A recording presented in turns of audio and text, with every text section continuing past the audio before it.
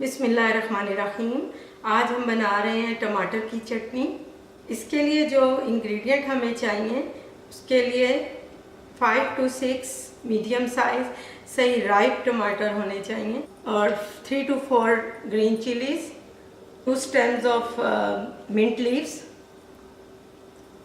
2 lemon, 6 to 7 cloves garlic, 6 to 7 stems cilantro की ले लें। ये इतना हो जाना चाहिए।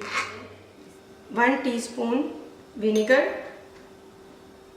और ड्राइड मसाला में half teaspoon red chilli flakes, half teaspoon salt और अपने टेस्ट के अकॉर्डिंग भी आप कर सकते हैं। 1 टीस्पून लेवल, बहुत ज़्यादा भर के नहीं लेना, लेवल क्यूमिन।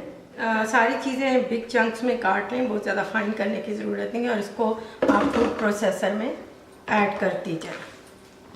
ये मैंने टमाटर बिग चंक्स में काट के डाल दिए हैं। इसके साथ ये भी डाल दें जो मिंट लीव्स और सिलांट्रो।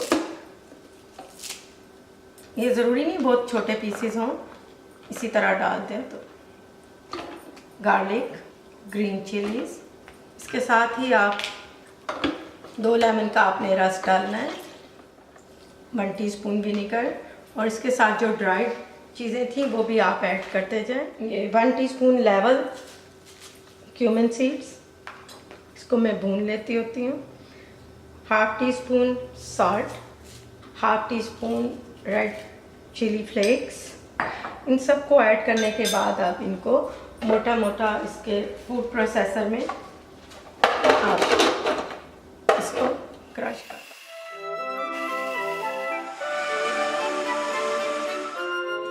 ये अब टमाटर की चटनी सालसा रेडी हो चुका है।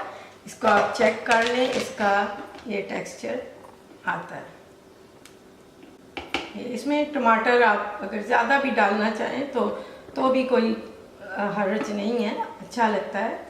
और इसके अलावा अगर आप गार्लिक का फ्लेवर भी कई लोगों को अगर नहीं पसंद होता तो वो नहीं भी डालें या कम डालें, एडजस्ट कर सकते हैं।